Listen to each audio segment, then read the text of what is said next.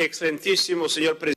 Your Excellency, President Mauricio Macri, Your Excellency, President Maria Fernanda Espinosa Garcés, Your Excellency, Ambassador António Ayebare, I thank the government and the people of Argentina for welcoming this conference.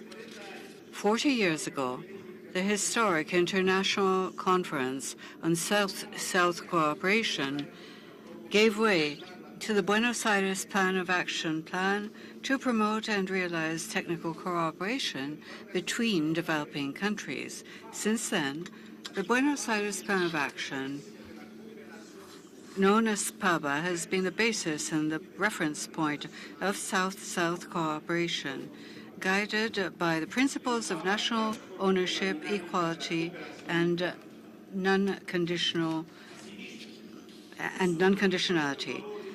BAPA transformed the dynamics of international cooperation.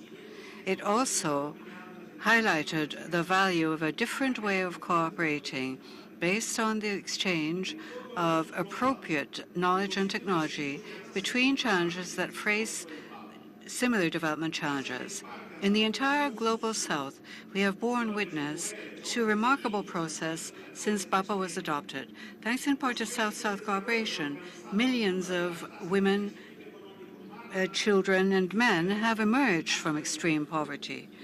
Countries in development have reached some of the fastest rates of economic growth until now and have agreed on world standards for sustainable development.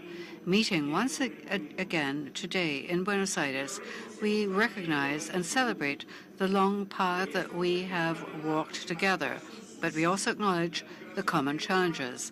Today, we're here to ensure that South-South cooperation continues to respond to the changing reality of world development and the constantly changing needs of developing countries as these adopt the 2030 Agenda.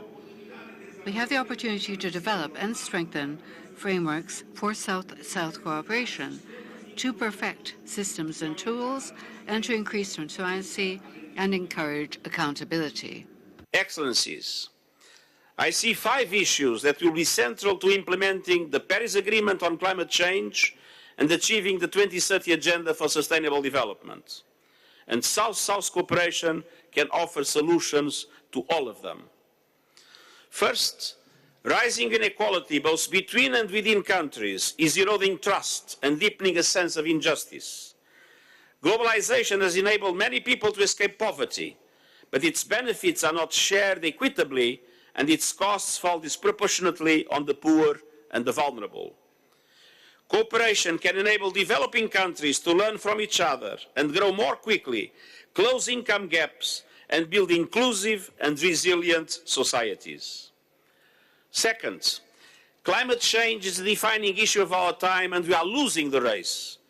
2018 was the 4th hottest year on record, and natural disasters are impacting nearly every region. And this is why I'm bringing world leaders together at the Climate Action Summit in New York in September. I'm calling on leaders to bring concrete, realistic plans that raise ambition on mitigation, adaptation, finance, and innovation. We must enhance nationally determined contributions by 2020, in line with the reducing greenhouse gases emissions by 45% over the next decade. We need fundamental shifts to support green financing and increase investment in climate action from billions to trillions. And the Green Climate Fund must be fully resourced and operational. And the pledge to mobilize $100 billion a year by 2020 for climate action in the developing world, including mitigation and adaptation, must be implemented. South-South cooperation will be vital to ensure mutual support and exchange of best practices, to enhance adaptation and increase the resilience of developing countries and communities facing the devastating impacts of climate change. And South-South cooperation can also support the transformation of economies depending on fossil fuels with strategies that reinforce both sustainable development and environmental protection. Third, infrastructure and energy needs are set to expand enormously, thanks to population growth and urbanization in the global south. Some 60% of the area that is expected to become urban by 2030 has yet to be built. And if we get this wrong, we will lock ourselves into a high emissions future with potentially catastrophic consequences. But if we get the infrastructure right, it will be an opportunity for development cooperation, industrial transition and growth, cross-border trade and investment, climate change mitigation, adaptation, and sustainable development. Fourth, gender has been described as the docking station for the SDGs, since it offers opportunities to engage on different cross-cutting issues. It must be at the heart of all efforts if we are to succeed. We have seen significant progress for women over the past 40 years. More girls are in school, more women are doing paid work. Harmful practices like female genital mutilation and child marriage are in decline. But this progress is not complete. Indeed, we are seeing a pushback against our efforts. And in some cases, the gender equality gap is widening. This affects us all, because where women are better represented in politics, we see improved social protection and increased spending on development. When women have access to land and credit, harvests increase. When girls are educated, they contribute more to their communities and break cycles of poverty. And let's not forget that countries with the highest number of women in parliament, in the national security institutions, and as farmers are indeed in the global south. Fifth, the multilateral development system must be better positioned to support South-South cooperation and implement the 2030 agenda. South-South cooperation has evolved significantly over the last decades, but multilateral institutions, including the United Nations, have not kept up. I am grateful to Member States for recognizing the role of the United Nations in the outcome conference of this conference. And we will take up the mandate you are entrusting to us, and you can count on my personal commitment to make sure the ongoing reforms of the United Nations reinvigorate our support for South-South cooperation.